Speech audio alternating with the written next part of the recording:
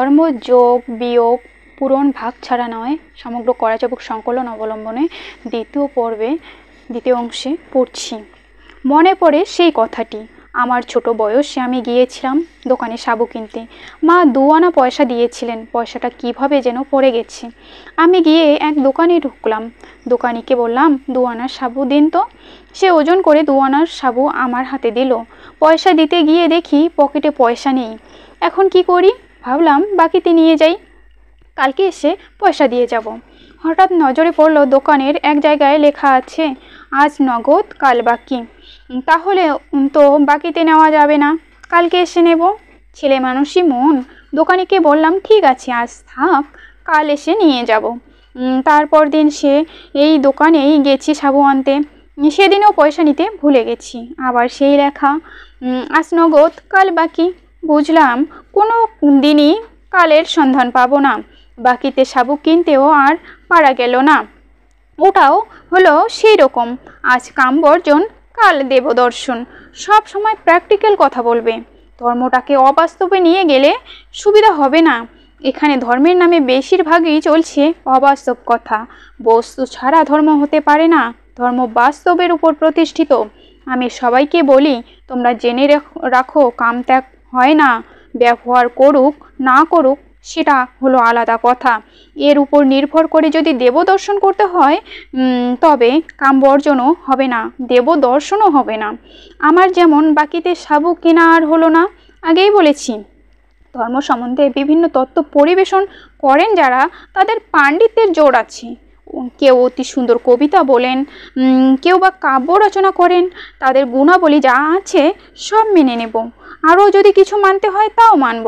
কিন্তু আমি চাই ধর্মের আসল তত্ত্বটা ফুটিয়ে তুলবে এবং প্রত্যেককে উপলব্ধি করতে পারবে ধর্ম জিনিসটা কি। যেমন আলো বাতাস তাপ আমরা বুঝতে পারছি, সেরকম প্রত্যক্ষভাবে বুঝে নিতে হবে। এছাড়া কথোপকথনের মাধ্যমে যেগুলো আছে সব ধারণায় ফেলে দিতে হবে। ধর্ম ধারণায় হবে কেন? যেটা বাস্তব বস্তু দিয়েই তার বিচার হবে। বস্তু ছাড়া আমি বিচার করতে চাই না। বাস্তবের ভিতর দিয়েই ধর্মের সুর। ধর্ম হচ্ছে ছন্দ লয় বিজ্ঞান গণিত, তবে তো ধর্ম সবটা নিয়েই মানুষ বিচার করে। কিন্তু দুঃখের বিষয় হাজার হাজার বছর চলে গেল, কত বিদ্বান বুদ্ধিমান কত তত্ত্বজ্ঞ কত বিরাট বিরাট গ্রন্থ রচনা করলেন। ওই গ্রন্থের পৃষ্ঠা সম্মুখে রেখে আসল তত্ত্বের সন্ধান আজও কেউ পেল না। আর কেউ যদি বলেন পেয়েছেন, তিনি যদি একটা ফর্মুলা দিয়ে যেতেন যে এইভাবে কাজ করে গেলে গোবিন্দ দর্শন হবে, কৃষ্ণ দর্শন হবে বা ভগবান দর্শন হবে, তাহলে কত সুবিধা হতো। একজন যদি ফর্মুলা অনুযায়ী দর্শন পান তবে সেই পথে গমন করে সবাই পাবে। এটাই হলো বাস্তবের কথা। প্রকৃতির নিয়মে সবাই পাবে, কেউ বাদ যাবে না।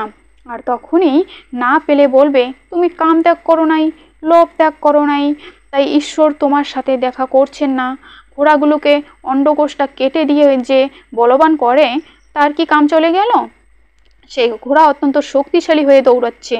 আমাদের দেশে যে বলদগুলো গাড়ি টানে তাদেরও অন্ডকোষ কেটে দেওয়া হয়। তাদের কামের দরজা তো বন্ধ হয়ে গেল, কিন্তু ভিতরে কাম ঠিকই রইল। এত লক্ষ লক্ষ মানুষ একজনও বুকে টোকা দিয়ে বলতে পারবে যে সে কাম ত্যাগ করেছে বা দেবতাকে পেয়েছে। আমি এতটুকু বয়স থেকে কাজ করে যাচ্ছি, আমি লক্ষ লক্ষ মানুষের সাথে আলাপ আলোচনা করি, তত্ত্বের আলোচনা করি। আমার তত্ত্ব অবাস্তব নয়, বাস্তবের ভিতর দিয়ে তত্ত্বের বিকাশ। ধারণায় তত্ত্ব প্রকাশিত হতে পারে না। আজ বেশিরভাগ ক্ষেত্রেই ধর্মের নামে চলেছে ধারণা। হিন্দুদের এক ধারণা, মুসলমানদের এক ধারণা, খ্রিস্টানদের এক ধারণা। ধারণায় ধারণায় এত দলাদলি হয়ে গেছে যে কেউ কারোটা সহ্য করতে পারছে না। যারা ধারণায় বিশ্বাসী, আমার এই কথাতে তাদের মনে দ্বন্দ্ব উপস্থিত হতে পারে, কিন্তু দ্বন্দ্ব নয়, এটাই ম্যাথমেটিক্স। আমি তো কাউকে আক্রমণ করছি না, যা পাচ্ছি না তাই জানাচ্ছি। হাজার হাজার লক্ষ লক্ষ লোক নিয়ে আমায় চলতে হয়, তাদের খোরাক দিতে হয়। সেই খোরাকটা কোথায়? কে খোরাক দেবে? আমি যদি বলি দেবদেবতা কিছু না, আমার সন্তানরা তাই বিশ্বাস করবে। আমি তো তা বলছি না। আমার কথা হলো দেবদেবতা আছে কি নেই এটা বুঝলো কি না। যদি কেউ বোঝে যে 200 কোটি জপ করলে ভগবান দর্শন হবে, এমন ব্যক্তিও আছে যে 200 কোটি জপই করবে। জপ করে যখন আসলো, দেখলো যে তার একখানা পা বাঁকা হয়ে গেছে বসতে বসতে, কিন্তু আসল বস্তু তো মিলল না। এই সমস্যা নিয়ে, এই ধারণা নিয়ে আজ প্রায় সবাই দ্বন্দ্বের দোলনায় দুলছে। এই দ্বন্দ্বের বিষয়বস্তু গ্রহণ করাও অপরাধ। এই দ্বন্দ্বপূর্ণ ধর্মনীতির বিষয়বস্তু রাজনীতির ক্ষেত্রে গ্রহণ করানো চলতে পারে না। এই দ্বন্দ্বের বিষয়বস্তু যদি রাজনীতিতে প্রবেশ করে, সেটাও ত্রুটিমূলক। তাই রাজনীতিবিদরা বলেছেন, এখানকার তথাকথিত সংস্কারগত ধর্মের সাথে রাজনীতিকে মিশানো চলবে না। যে কথাগুলো সরলভাবে বললাম, তার ভিতরে সত্য আছে, বিষয়বস্তু আছে, বাস্তবের ধারা আছে। সেটা বুঝবে সবাই, জানবে সবাই। আর শাস্ত্রের নানা কথা ফুলঝুরিতে কি দিয়ে কাকে বোঝাবো? ধর্মের প্রকৃত তত্ত্ব হচ্ছে জেনে নাও, বুঝে নাও, দায়িত্ব নাও, তার সত্তা খোঁজো, অস্তিত্ব খোঁজো, জীবনের পথে কিভাবে চলতে হবে বিশ্লেষণমুখী হও। তারপরেও দেখো যে ধর্মের সুরটা কোথায়। ধর্মের সুরটাই হচ্ছে ধরে নেওয়া। আমি তো আগেই বলেছি, ধর্মের সুরটি সহজ। পৃথিবীর সমস্ত শাস্ত্র পাঠ করা কারো পক্ষেই সম্ভব নয়। আর শাস্ত্র পাঠ করার সুফলেই বা কি? কোনো শাস্ত্র পাঠের মাধ্যমে তুমি রস খুঁজে পাবে, ভাবের রস আছে, কিন্তু ভাব দিয়ে তো ধর্মকে বিচার করলে চলবে না। ধর্ম হচ্ছে প্র্যাকটিক্যাল, 1, 2, 3 মতো প্র্যাকটিক্যাল। সেই জন্যই আমি সবাইকে জানাই যে তোমরা সেই সুরের সাধনা করো, যেখান থেকে খুঁজে পাওয়া যাবে আসল সুর। সুরের ধর্মই হলো যত বেশি রেওয়াজ করবে ততই সুরে পৌঁছবে। সেই জন্য সা, রে, গা, মা, পা, ধা, নি, সা, এই সুর সাধনা করতে করতে এক একজন বিরাট সুরজ্ঞ হয়ে যায়। সুর সম্বন্ধে অনেক কিছুই তাদের কাছে ভেসে আসে। এই সুর ছন্দে ছন্দে, তালে তালে তাল দিয়ে চলেছে, এটাই আনন্দ। এই সুর তো প্র্যাকটিক্যাল, কিন্তু এত শাস্ত্রের সুরটা কোথায়? এই দেহ বিনা যন্ত্রের সা, রে, গা, মা, পা এর সা, রে, গা, মা, এর মতো আরেকটি স্বরগ্রাম তৈরি করা হয়েছে। সেটি হলো মূলাধার, স্বাধিষ্ঠান, মণিপুর, অনাহত, বিশুদ্ধ, আজ্ঞা ও সহস্রার। সপ্ত সুরের এই স্বরগ্রামের সুরটি তোমার দেহের মাঝেই খুঁজতে হবে। এই বিশ্ব বিরাটের বিরাট সুর হতে যে তোমার সৃষ্টি, এই সুরে সুর মিলিয়ে সেটাই জানতে হবে। নিজেকে জানো, তন্ন তন্ন করে বিশ্লেষণ করো, তবেই জানার পথে জানতে জানতে এগিয়ে যেতে পারবে।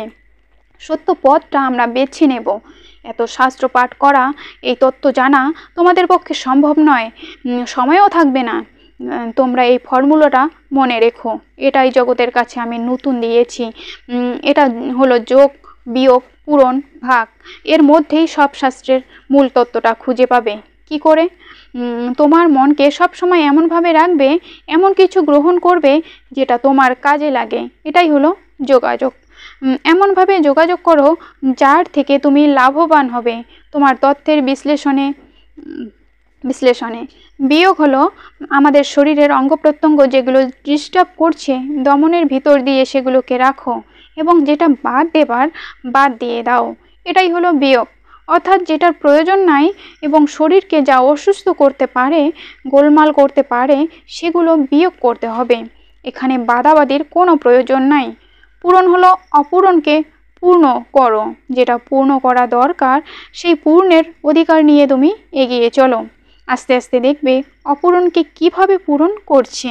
আর ভাগ হলো যার যতটুকু প্রয়োজন সে ততটুকু গ্রহণ করবে। একটি ছাগ যদি খায় 5টি কাঁঠাল পাতা, একটি হাতি খাবে 5টা কলা গাছ। কেউ কাউকে কিছু বলতে পারবে না খাওয়া নিয়ে। হাতি ছাগকে বলতে পারবে না যে আমি তোমার চেয়ে বেশি খাই। ছাগ বলবে তোমার প্রয়োজনে তুমি গ্রহণ করছো। এখানে কম বেশি খাওয়া নিয়ে বিবাদ চলতে পারে না। এই সাম্যনীতি যদি জীবজগতের সর্বত্র চলতো, প্রয়োজন বোধে যার যতটুকু প্রয়োজন গ্রহণ করত, পৃথিবীর সবাই যদি এই সুরে থাকতো, একদিনে পৃথিবীর চেহারা অন্যরকম হয়ে যেত। কিন্তু বাংলা ভারতবর্ষে বর্তমান সমাজে যেটা চলছে সেটাকে সর্বাগ্রে বিয়োগ করা প্রয়োজন। এখানে দুধে জল মেশাচ্ছে, চালে কাকড়, পাথরকুচি ইত্যাদি মিশিয়ে ওজন বাড়াচ্ছে, কাচের গুঁড়ো চিনিতে মিশিয়ে বিক্রি করছে। এরকম যারা করবে সমাজ থেকে তাদের বাদ দিয়ে দেবে। যারা সমাজের দূষিত করছে তাদের সাথে কোনো রকম সম্পর্ক রাখলে চলবে না। সেখানে ওই ত্যাগ স্বীকার করতে হবে যে ত্যাগের মাধ্যমে সবাইকে পরিষ্কার করা যায়। এখানে কারো খুন চিন্তা নয়, ঝগড়া বিবাদ নয়, এই যোগ বিয়োগ পূরণ ভাগ অর্থাৎ আমার এই গাণিতিক তত্ত্বের বিশ্লেষণের মাধ্যমে সব কিছু করতে হবে। আমার যতটুকু প্রয়োজন ততটুকুই আমার প্রাপ্য, এইভাবেই আমি কাজ করে যাব। ধর্মটা আমি সেইভাবেই বিশ্লেষণ করে যাব। সবাই যেন সেটা বুঝতে পারে। যেখানে যোগ দেওয়া প্রয়োজন সেই যোগটা যেন বোঝে, বিয়োগটা যেন বুঝতে পারে। অপূরণ স্থানকে পূর্ণ করো সেটা যেন বোঝে, আর যার যতটুকু প্রয়োজন সেইভাবেই সে ততটুকুই যেন গ্রহণ করে। আমরা এই পথে চলবো। আমরা কাউকে দেবতা দেখাতে পারবো কি না জানি না, কিন্তু প্রমাণিত না হওয়া পর্যন্ত শুধু মানুষের মুখের কথার উপরে নির্ভর করে কোনো কিছু গ্রহণ করা চলবে না। 40 থেকে 50 বছর যাবৎ সাধনা করে রেডিও, টিভি ইত্যাদি আবিষ্কার করা হয়েছে। তারা যে ফর্মুলা দিয়েছেন সেই ফর্মুলা ধরে ধরে আজ এক ঘন্টায় রেডিও, টিভি ইত্যাদি তৈরি করে ফেলছে। একটা ফর্মুলা জানা আছে বলেই তারা সেটা পারছে। আজ পর্যন্ত পৃথিবীর ইতিহাসে এমন ব্যক্তি কি নেই যে একটা ফর্মুলা দিতে পারে, আর সেই ফর্মুলা অনুযায়ী হাজার হাজার মানুষ দর্শনে, স্পর্শনে, উপলব্ধিতে ভরপুর হয়ে থাকবে। আমি চ্যালেঞ্জ করছি যে যত কিছুই হোক না কেন প্রমাণ করুক যে দেবতা আছে। সেই প্রমাণ তো কেউ করতে পারছে না, দিতেও পারছে না। বিরাট বিরাট মন্দির, আনুষঙ্গিক অনেক, গেলে ভালো লাগে, ধুমধাম বাজনা, গান, স্তোত্র পাঠ, ধূপ ধুনা, আরও কত কি। মনে হয় যেন একটু পরেই দেবতা অবতীর্ণ হবেন। তোমরা দর্শকেরা ওখান থেকে কি নিয়ে আসলে? বাহ বাহ, বেশ ভালো লাগছে। মনে মনে একথাই বলছো। শয়ন করলে যেমন গা টিপলে ভালো লাগে, এরকম গা টেপার মতো ভালো লাগা নিয়ে ফিরে আসলে। ভেবে দেখো, শাস্ত্রকারদের নির্দেশ অনুযায়ী মন্ত্র জপ করা, ব্রত উপবাস নিয়ম নিষ্ঠা পালন করা সত্ত্বেও খোঁজ পাওয়া যাচ্ছে না।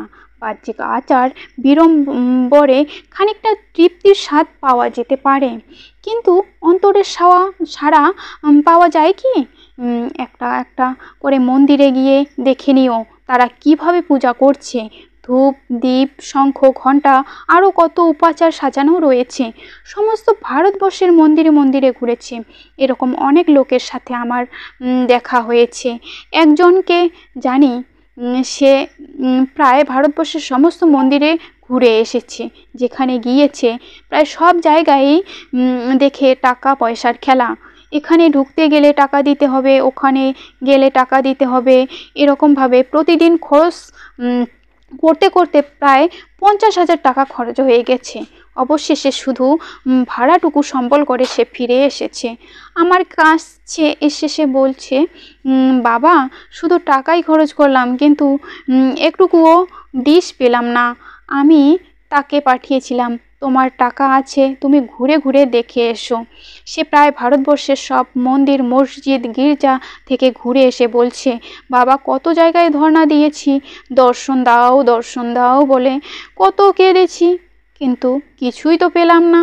যাগযজ্ঞ, পূজা পার্বণ খুব চলছে। কাশি, ঘণ্টা, আরতি দেখে খুব ভালো লাগলো, কিন্তু যখন জিজ্ঞাসা করলাম কিছু দেখেছো বা বুঝেছো, সরল অকপটে উত্তর দিল, না।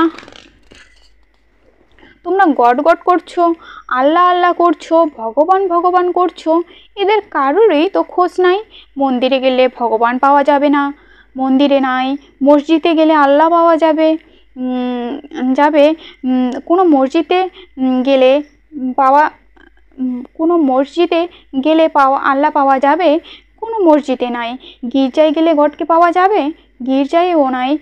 এখন পর্যন্ত সন্ধান পাওয়া যায়নি, তাহলে বিবাদ কোথায়? যদি কেউ সন্ধান জানাতে পারে আসল তথ্যটা যেন জানিয়ে দেয়।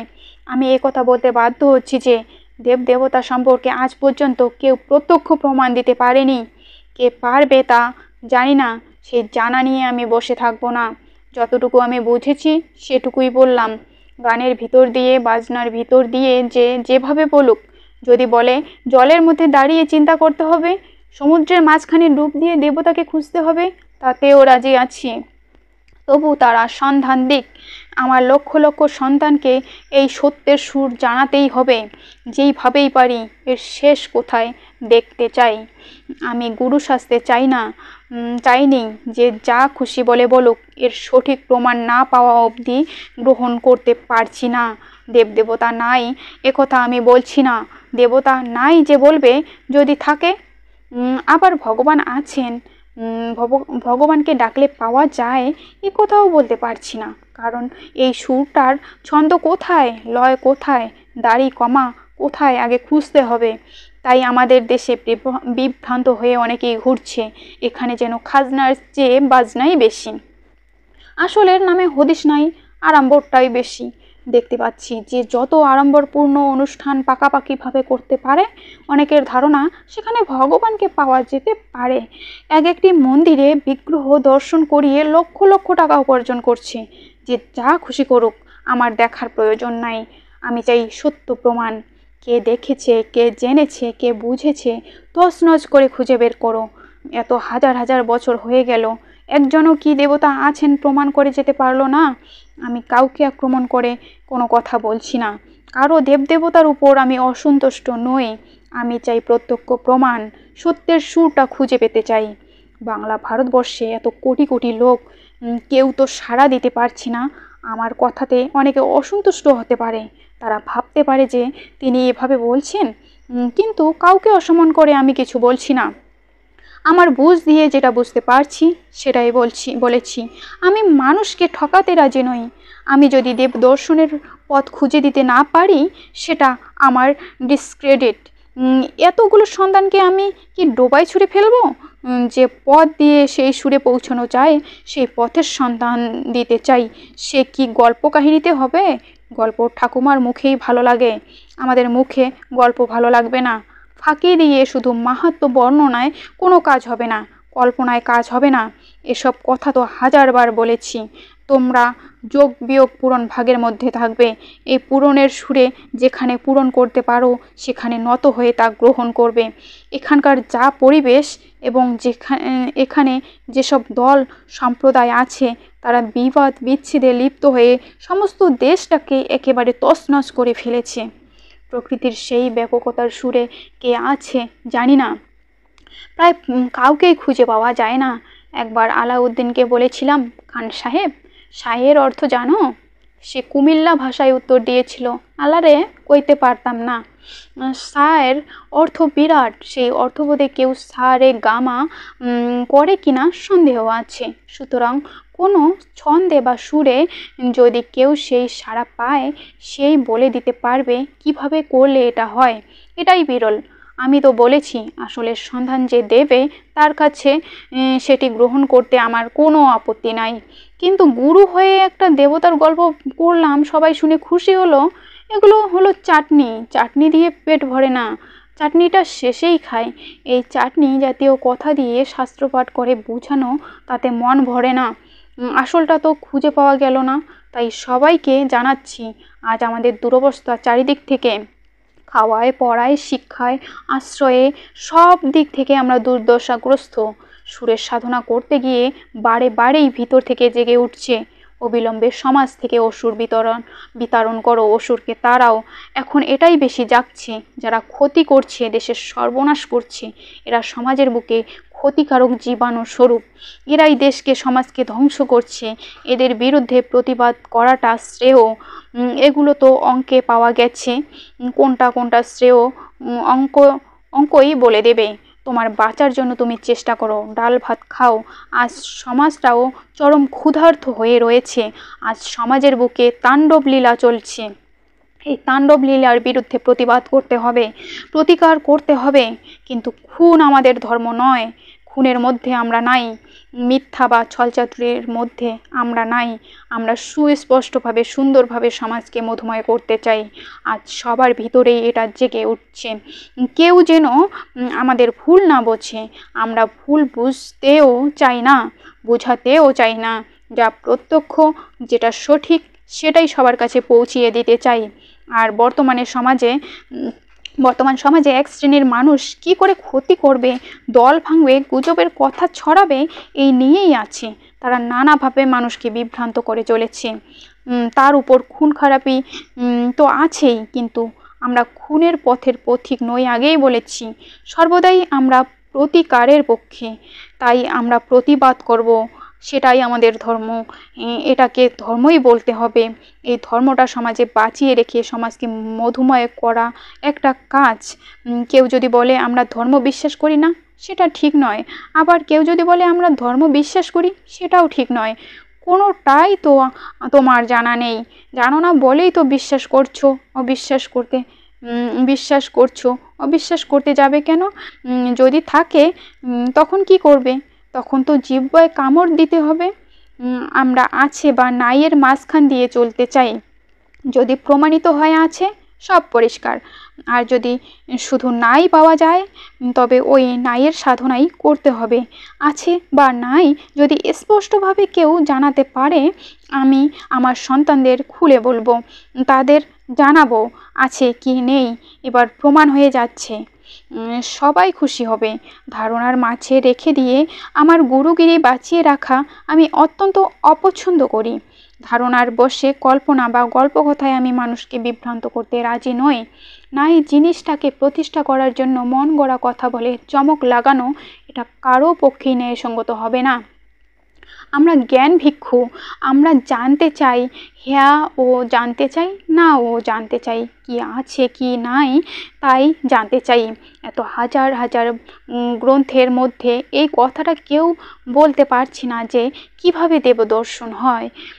দেবতা আছে কি নেই আগে সেটাই বলুক। না করবে কোন সাহসে যদি থাকে, আবার হ্যাঁ করবে কোন সাধনায় যদি না থাকে। তোমরা জানতে এসেছো কি কোথায় কি কথা বেরিয়ে গেল। আরও অনেক সুরের কথা আছে, সেগুলো সময় মতো এলে যতটুকু পারি খুলে বলবো। দেখছো তো সময়ই পাচ্ছি না। অহোরাত্র অক্লান্ত পরিশ্রম করে চলেছি।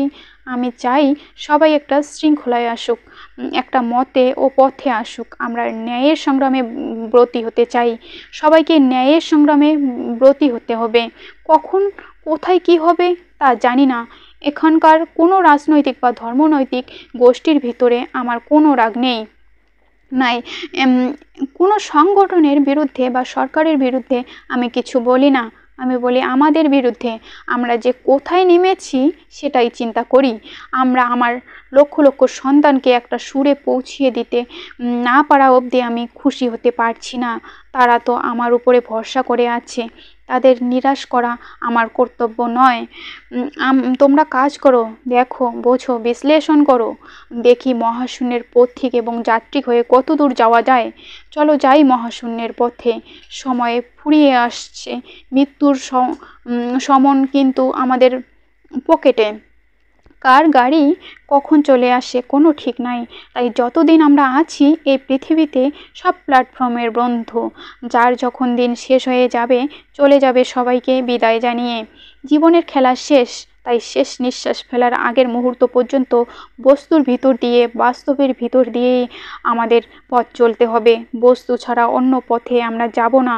বস্তুর বাস্তবের অস্তিত্ব প্রমাণ করে করে প্রকৃতির সুরে সুর মিলিয়ে জীবনের পথ রচনা করব। আরেকটি কথা বিশেষভাবে মনে রাখবে, জন্ম যখন হয়েছে নিশ্চয়ই কোনো কারণ ছাড়া নয়। মহাশূন্যের মাঝে সৃষ্টির কার্যকলাপে চারিদিকে তাকিয়ে দেখা যায় প্রয়োজন ছাড়া সৃষ্টি নয়। আমাদের কি প্রয়োজন, জীব জগতের সৃষ্টির মূলে কি প্রয়োজন, সেটাই আজ খুঁজে পাওয়া যাচ্ছে না। দিন ফুরিয়ে যাচ্ছে। এই দিনের মধ্যে যদি খুঁজে না পাই, জন্মটাই বৃথা। এই সৃষ্টির মাঝে এত বৈচিত্র্য, এত হাজার হাজার জীবজন্তু, পশু পাখি, এত সব দেখেও কি আমাদের মনে সাড়া জাগছে না? সাড়া জাগছে, কিন্তু খোঁজের মাঝে সব নিখোঁজ হয়ে যাচ্ছে। বাতাস যেমন দেখা যায় না, কিন্তু উপলব্ধিতে বোঝা যায়। যেইভাবেই আসুক না কেন, এরকম কিছু বুঝ তো আসুক। কোনো বিষয়ে অগ্রিম মন্তব্য করতে রাজি নই। অনেক শত্রু পিছনে লেগেছে, তারা আমার কাছে বাধার সৃষ্টি করছে। সেই বাধা অতিক্রম করে আমি আমার সুরের হাল ধরে চেষ্টা করছি পথ চলতে। সবাইকে আমি সেই শিক্ষাই দিই। ধর্মের সুযোগ নিয়ে অর্থার্জন নয়, যশের আকাঙ্ক্ষা নয়, যা সত্য আমি সেটাই জানতে চাই। সমাজের বুকে যে পরিবর্তন এসেছে, সেই পরিবর্তনের ধারা এখন চলবে। সব সময়ই পরিবর্তন আসছে। মানুষ একদিনের শিশু থেকে কত বড় হয়ে যায়। এতটুকু একটা বিন্দুর মধ্যে যে হাতি ছিল, সেই হাতি আজ কি বিশাল আকৃতি ধারণ করেছে। দেখতে তো পাচ্ছি প্রকৃতির আপন সুরে ধীরে ধীরে বিকশিত হচ্ছে সব। বীজ থেকে অঙ্কুর, অঙ্কুর থেকে গাছ, গাছ থেকে ফুল ফল, সব কিছু কেমন আপন গতিতে স্বতঃস্ফূর্তভাবে হয়ে যাচ্ছে ঠিকই, কিন্তু এটার সূত্রটা তো ধরতে পারা যাচ্ছে না। প্রশ্ন কি জাগে না, কেন মানুষের চেহারা একরকম হলো, বাঘের চেহারা আর এক রকম হলো? এগুলো কিসের জন্য আসলো? সবটারই কিছু কিছু কারণ খুঁজে পাওয়া যায়, কিন্তু সেই কারণের সাথে আরেক কারণ মিলে এসে সেটাকে নাকচ করে দিয়ে যায়। আমরা ঢেউয়ের মুখে পড়েছি, ঢেউয়ের বাড়ি খাচ্ছি, ঢেউকে অতিক্রম করে চলার পথে চলতে চেষ্টা করছি। আমার কথা হলো, প্রকৃতির ধারায়, প্রকৃতির ব্যাপকতার সুরে আমরা চলতে পারবো না কেন? আমাদের মাঝে এই দল সম্প্রদায়, বিবাদ বিচ্ছেদ, জাতপাতের ধর্ম থাকবে কেন? এই হিন্দু, মুসলমান, খ্রিস্টান এগুলো তো কোনো বিষয়বস্তুই নয়। একটাই জাতি, জীবজাতি, একই ফর্মুলায় সব। ধর্মের নামে অর্থোপার্জন করা আমি অত্যন্ত অপছন্দ করি। প্রকৃত ধর্মে কোনো অর্থ ব্যয় নাই। হাজার হাজার লোক আমার কাছে শ্রাদ্ধ করাতে আসে, আমি জল ছিটিয়ে দিই, তাদের বলে দিই আত্মা আছে কি না প্রমাণ পাওয়া যায়নি। যদি থাকে তার উদ্দেশ্যে জলদান করা হলো, আর যদি না থাকে কোনো চিন্তাই নেই। আত্মার অস্তিত্বই জানলো না, অথচ এই ভারতবর্ষের বুকে আত্মার মুক্তির কারখানা খুলে ফেলেছি, আর লক্ষ লক্ষ টাকা উপার্জন করছি। যারা আত্মার মুক্তির জন্য শ্রাদ্ধ করে, গয়ায় পিণ্ড দেয়, অধিকাংশই করে সেন্টিমেন্টের ভয়ে। বাবা মারা গেলেন, শ্রাদ্ধ না করলে কে কী বলবে, তাই শ্রাদ্ধ করা হলো। আবার অনেকে মনে করেন আত্মা যদি থাকে, বাপ ঠাকুরদার যদি কষ্ট হয়, একটু না হয় করে দিই, এই ভাব নিয়েও অনেকে শ্রাদ্ধ শান্তি করে যাচ্ছে। এখন কথা হলো, তারা করে তো যাচ্ছে, কিন্তু আসল বস্তুরই তো ঠিক নাই। কাউকে আঘাত দেওয়ার জন্য আমি একথা বলছি না। আমি যে বাবার কাজটা করব, কিসের উপর ভিত্তি করে করব? আত্মার অস্তিত্ব সম্পর্কে কেউই তো অবগত হতে পারছে না। শ্রাদ্ধে ছাতি, লাঠি, বিছানা থেকে শুরু করে একদিনের ব্যবহার্য জিনিসপত্র সবই লাগে। শয্যা পড়েই রইল, বাবা এসে পালঙ্কে বিছানায় শোয়ও না, খাওয়া দাওয়া হয়, খায়ও না, শেষে কাককে খাওয়ায়, বাবা কাক হয়ে আসবে।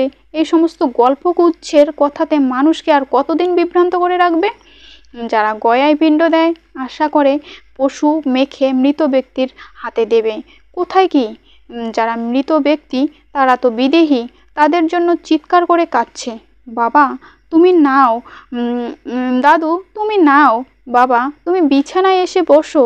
কেউ আর আসে না, কেউ আর বসে না। শেষকালে পুরুত ঠাকুর এসে বসে বিছানায়, আর যত খাট পালঙ্ক, বিছানা, বাসন কোসন, ধুতি চাদর সব গাড়িতে করে পুরুত ঠাকুর নিয়ে যায় বাড়িতে। এই তো চলছে। কাকে কি বলবো? ইচ্ছে করলে বহু অর্থ উপার্জন করতে পারতাম, কিন্তু আজ পর্যন্ত ধর্মের নামে কারো কাছ থেকে একটি পয়সাও গ্রহণ করিনি। অনেকে পৈতা নিয়ে আসে আমার কাছে, আমি পৈতা দিয়ে দিই, কোনো অর্থ ব্যয় করতে হয় না তাদের। উপরন্তু যারা পৈতা নিতে আসে, প্রত্যেককে এক মুঠো চাল ও আলু দিয়ে দিই। এটা তাদের খাদ্য, এটাই নিয়ম। এখানকার যে নিয়ম সেটা পালন করি। যেই নিয়মে আছে যেখানকার যে পোশাক, সেই পোশাকটা পরিধান করে কাজটা সেরে দিয়ে চলে আসি। খেলার মাঠে স্যুট পরে খেলা তো অসুবিধা, যেখানে যে খেলা সেখানে সেই খেলার পোশাকটা পরতে হয়। পোশাকটা তো ধর্ম নয়, ধর্ম হচ্ছে আলাদা। কেউ কি গামছা পরে অফিসে যায়? খেলার মাঠে সেরকমই পোশাক হবে, পোশাকই পরে। আমরা চলছি খেলার মাঠে, আমরা চলছি সন্ধানের পথে, বিরাটের পথে স্ফুটনিকের মতো তীব্র গতিতে চলছি। কত রকম অবস্থার ভিতর দিয়ে যে চলতে হয় ভাষায় ব্যক্ত করা যায় না। তবু সেই কঠিন বিষয়বস্তুকে বস্তু হিসাবে চিন্তা করে চলেছি মহাশূন্যের পথে। আর চলার পথে বস্তুর পর বস্তু চলেছে একই চিন্তার ধারায়। মাঝে মাঝে আশা হয় খুঁজে পাওয়া যাবে এর একটা সুরাহা হবে, এটাই মনে হয়। এত বিষয়বস্তু এই মহাকাশে, মহাকাশটাকে চৈতন্য বলতে বাধ্য হয়েছি। চেতনা আছে সমস্ত মহাশূন্যে, একটা চেতনার বস্তু আছে, একটা সুর আছে, তার থেকে সব হচ্ছে। এটা মাঝে মাঝে ভাবনায় ওঠে। আমি তো ভাবের উপরে বিশ্বাস করি না, কিন্তু ভেসে ওঠে ভাবনায়। ভাবনা দিয়ে মানুষকে ভুলানো চলবে না। তুমি যতটুকু আমি বুঝতে পারছি ততটুকুই বুঝিয়ে যাচ্ছি। এখানে অন্য কিছু নেই। নিন্দা, চর্চা, মান, অপমান কোনো কিছুর মধ্যে আমি থাকি না। কেউ যেন ভুল না করে। মিথ্যার সাথে, ছলের সাথে আমি নেই। বাচ্চা বয়স থেকেই আমি গুরুর মঞ্চে বসে আছি। 5 বছর 3 মাস বয়স থেকেই দীক্ষাদান করছি। শিশু বয়স থেকেই আমি একাকী ঝড়ের বিরুদ্ধে লড়াই করে চলেছি, প্রকৃতির সুরে সুর মিলিয়ে। যা চলছে সমাজের বুকে আর উপায় নাই। এখানে অন্যায়ের বিরুদ্ধে প্রতিবাদ যে করবে তার বিরুদ্ধেই সব উঠে পড়ে লাগবে। কত গুজব নিয়ে চলছি, কত মান অপমান সহ্য করছি। আজ কয়েক কোটি সন্তান আছে বাংলা ভারতের বুকে। ডাক দিলে সবাই ছুটে আসবে। তারা অধীর আগ্রহে একটা ডাকের প্রতীক্ষায় রয়েছে। সবাই বলছে কাজ চাই, কাজ তো এসে পড়েছে। যা চলছে বাংলা ভারতের বুকে আর বলার নাই। প্রত্যক্ষভাবে কাজে ব্রতী হওয়ার জন্য সবাইকে ঐক্যবদ্ধ হতে হবে। একটা ডাক দিলে সবাই যেন অন্যায়ের বিরুদ্ধে সংগ্রাম করতে পারে, যুঝতে পারে, তার জন্য প্রেরণা দিচ্ছি। জনচেতনা আর জনজাগরণই সব সমস্যার সমাধানের একমাত্র উপায়। যাক, তোমরা এসেছো। ঘরোয়া পরিবেশে কয়েকটি কথা বললাম, 16 ভাগের 1 ভাগও বলা হলো না। আরও 15 ভাগ বললে সেইভাবে তৈরি হয়ে যাবে। কোনো দল নাই, দলাদলি নাই মহাশূন্যের বুকে। সেখানে জাতের কোনো ব্যাপার নাই। সৃষ্টির লীলা মাধুর্যে কত বিস্ময় অপেক্ষা করে রয়েছে আমাদের জন্য। একটি পাতাবাহার গাছে কত রং বেরঙের পাতা। একই জমিতে পাশাপাশি দাঁড়িয়ে আছে নিম গাছ আর আখ গাছ। একটি তিক্ততায় ভরা, অপরটি রস অতি মিষ্ট। এরকম জীবজন্তুও আছে বিভিন্ন রকমের। সৃষ্টির মাঝে এই যে বৈচিত্র্য, এর প্রয়োজন আছে, এটাই খুঁজে পাওয়া গেছে। এটা একটা ফর্মুলায় বেরিয়ে যাচ্ছে। তারপরে কি আছে সেটাই তো নাই, সেটাই খুঁজে পাওয়া যাচ্ছে না। সাংবাদিক বলছেন, আগে আপনি যে এতটা সময় নিয়ে এত সুন্দরভাবে নানা বিষয়ে আলোচনা করবেন ভাবতেই পারিনি। আমরা খুব তৃপ্তি পেয়েছি। ঠাকুর বলছেন, তৃপ্তিতে তো এখনও আসেনি। আসল তৃপ্তিতে এলে একেবারে ভরপুর হয়ে যাবে। একটা দেশলাই কাঠি লাগে সমস্ত পৃথিবীটা পুড়িয়ে ফেলতে। আমার তত্ত্বটা হলো, একটি দেশলাই কাঠি সমস্ত জগৎ পুড়ে যাওয়ার পক্ষে যথেষ্ট। মৃত্যু অনিবার্য। তার আগে যেভাবেই হোক সমাজের সমস্যা দূর করার জন্য তৈরি হওয়া উচিত সকলের। ধর্মের নামে যেভাবে ব্যবসা চলছে, ধর্মকে কেন্দ্র করে যা চলছে চারিদিকে, জনচেতনা আর জনজাগরণ ছাড়া উপায় নাই। কোনো রকম দুর্বল চিন্তায় মনকে আচ্ছন্ন করবে না। যে কোনো জিনিস গড়ে তুলতে কত কঠিন পরিশ্রম করতে হয়। ভিতরে ভিতরে সবল চিন্তাকে বাঁচিয়ে রাখতে হবে। এই সবল তত্ত্ব দিয়ে মনে রাখো, বিচারটা সবারই সমান। বিচারের ধারায় গেলে সব প্রমাণ হয়ে যাবে। আসল তত্ত্বটা যদি থাকে তাহলে মিলবে না কেন? ধর্মের আসল তত্ত্ব বুঝতে হবে। ধর্ম কি? আগেই বলেছি, ধর্ম যোগ বিয়োগ পূরণ ভাগ ছাড়া নয়। সমাপ্ত এখানেই। রাম নারায়ণ রাম।